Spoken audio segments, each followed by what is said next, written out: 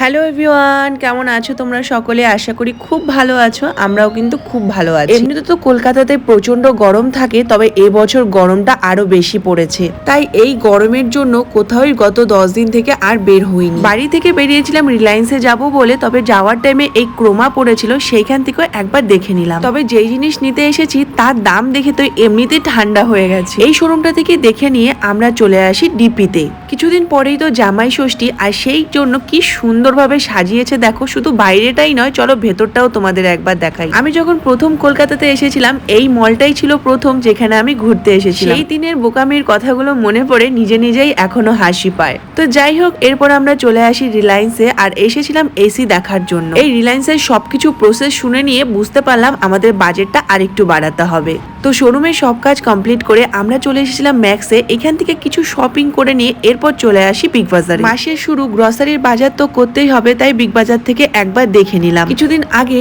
আমার দাদার মেয়ের জন্মদিন ছিল, সেই সময় তো আমি যেতে পারিনি, তবে মা আসবে দুদিন পর কলকাতা। তাই রায়ের জন্য এই সুন্দর পুতুলটা নিয়েছিলাম। তবে একটু কনফিউজ ছিলাম, উপরে যে পুতুলগুলো আছে সেগুলো নেব না এটা নেব। তারপর ডিসাইড করি এই পিঙ্ক কালারের পুতুলটাই নেব, দেখতে বেশ এটাই ভালো লাগছিল। তবে আমার রায়বুড়ির আবদার, শুধু পুতুল নিলে হবে না, পুতুলের সঙ্গে তার বাচ্চাকেও দিতে হবে। এরপর গ্রসারির যা টুকটাক কেনাকাটা ছিল সেগুলো করে নিয়ে বাইরে এসে দেখি বৃষ্টিতে আমার হেলমেটটা পুরো ভিজে গেছে। এই কষ্টটা যাদের সঙ্গে হয়েছে তারাই বুঝবে। তাহলে চলো আজকের গল্পটা না হয় এখানেই শেষ।